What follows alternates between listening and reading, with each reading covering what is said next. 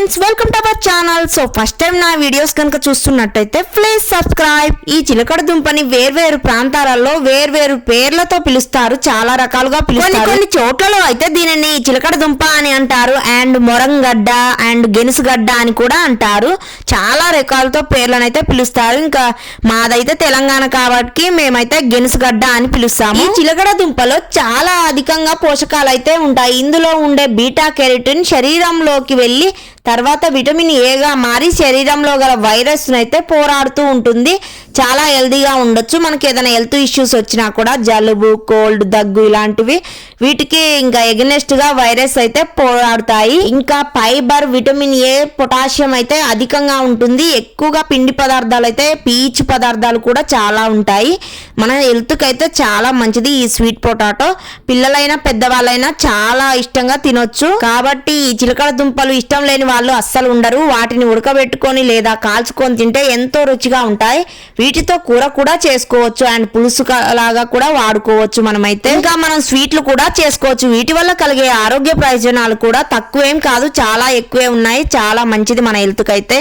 ఈ ఎండాకాలంలో మన బాడీ డిహైడ్రేషన్ కాకుండా ఉండడానికి వీటిలో నీరు బాగా ఉండడం వల్ల మన బాడీ అయితే డిహైడ్రేషన్ కాకుండా నివారిస్తుంది. ఇంకా ఈ చిలకడ దుంప అయితే మనకి ఈ దుంపలు పూర్తి పిండి పదార్థాలు. వీటిలో బంగాళదుంపలు, చామ దుంపలు ఎక్కువగా తింటూ ఉంటారు, కానీ అందరూ అయితే ఈ రెండు దుంపలు కలగలిపి ఈ చిలకడ దుంపలో ఉంటాయి. మనం తినే ఏ ఆహారంలోనైనా పీచు పదార్థాలు ఉంటే చాలా హెల్త్ కి అయితే మంచిది మనకి. ఇంకా పిండి పదార్థాలు కూడా ఉంటాయి కాబట్టి ఆరోగ్యానికి ఎంతో మేలు చేస్తాయి. అయితే ఈ చిలకడ దుంపతో చాలా లాభాలు అయితే ఉన్నాయి మన శరీరానికి. అండ్ టేస్టీగా ఉండే చిలకడ దుంపలు ఆరోగ్యానికి చాలా మంచిది.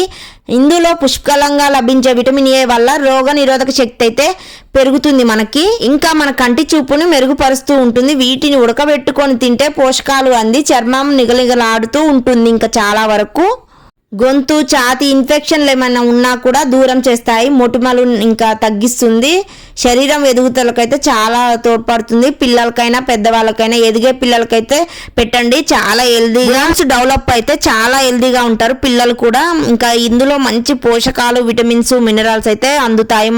ఇంకా మన బాడీకి కావాల్సినవన్నీ అందుతాయి. ఈ చిలకడ దుంపని ఉడకబెట్టి తినడమే కాకుండా వేర్వేరు పద్ధతులలో రుచిగా మంచిగా చేసుకొని తినొచ్చు. పొట్టు తీసి ఇంకా చిప్స్ లాగా కూడా సన్నగా తరిగి బేక్ చేయవచ్చు లేదా వేయించుకోవచ్చు. చాలా టేస్టీగా ఉంటాయి. ఇంకా ఈ చిలకడ దుంపల్ని ఆలు ఫ్రై లాగా కూడా మనం చేసుకోవచ్చు. చిన్న చిన్న ముక్కల్ని కట్ చేసుకొని లైట్ గా ఫ్రై చేసుకుంటే సరిపోతుంది, ఉప్పు కారం యాడ్ చేసుకుంటే. ఈ చిలకడ దుంపల్ని ఉడికించి గానీ లేదా సాల్ట్ గానీ షుగర్ కానీ వేసుకొని ఉడికించుకొని తిన్నా కూడా చాలా టేస్టీగా ఉంటుంది. ఇంకా పానీపూరిలోకి వాడే కట్లెట్ లాగా కూడా మనం యూజ్ చేసుకోవచ్చు.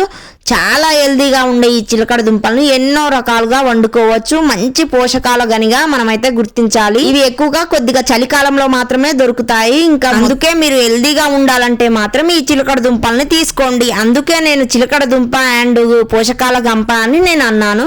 సో చాలా యూజ్ అవుతుంది మీకైతే హెల్త్ కి. పిల్లలకైనా పెద్దవాళ్ళకైనా ఎవరికైనా కూడా చాలా ఇష్టంతో నచ్చినది చేసి పెట్టొచ్చు.